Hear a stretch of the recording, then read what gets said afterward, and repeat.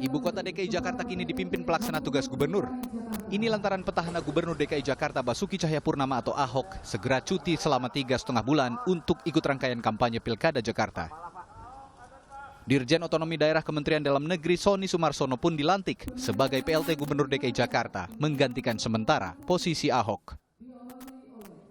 Dalam menjalankan tugasnya, Sony menyatakan akan meneruskan program-program prioritas Gubernur Petahana Ahok, termasuk soal penetapan APBD tahun 2017 yang sempat dikhawatirkan akan terlambat. APBD itu sebenarnya kan melanjutkan. Ini tinggal berapa sih? Tinggal 2 bulan, November, Desember.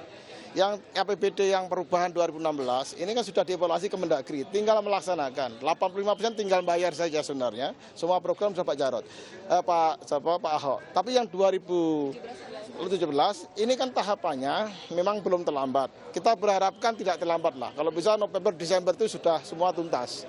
Dan toh semua tinggal 2 bulan kami sudah punya schedule. Akan kita kejar, mudah-mudahan dengan komunikasi dan koordinasi dengan DPRD yang baik, saya kira itu bisa diselesaikan. Yang tanda tangan PLT saya tentu minta persetujuan tertulis Mendagri dulu.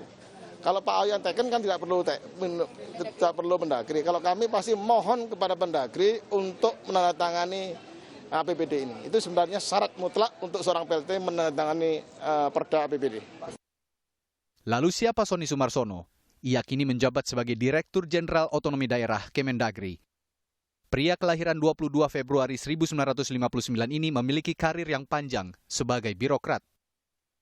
Sempat menjadi PLT Gubernur Sulawesi Utara pada September 2016 hingga Februari 2016, Sony menjalani sebagian besar karirnya di Kemendagri. Yang paling panjang, ia ditugaskan di bidang penataan daerah, otonomi khusus, dan otonomi daerah. Di sisi lain, petahana Gubernur DKI Jakarta Ahok mengaku masih tidak setuju jika PLT Gubernur bisa ikut mengesahkan anggaran daerah bersama DPRD. Ahok berpendapat kewenangan baru dari seorang PLT Gubernur tidak sesuai dengan undang-undang. Karena itulah dirinya menggugat peraturan Menteri Dalam Negeri tahun 2016 itu ke Mahkamah Konstitusi. Yang saya persoalkan apakah boleh PLT diberikan wewenang mengurusin APBD. Karena Undang-Undang Dasar 45 sampai Undang-Undang Keuangan Daerah itu adalah hak gubernur, nggak ada PRT. Pak, tapi kalau Permendagri 74 ngebolehin, Pak. Makanya persoalannya apakah Permendagri bisa mengalahkan undang-undang, itu yang sedang kita uji di MK.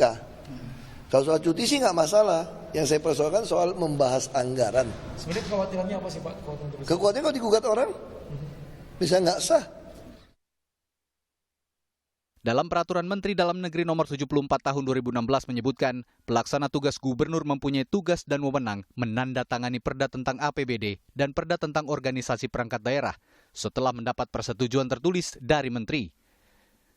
Lalu melakukan pengisian dan penggantian penjabat berdasarkan perda perangkat daerah setelah mendapat persetujuan tertulis dari menteri. Sang petahana boleh saja ikut pesta demokrasi.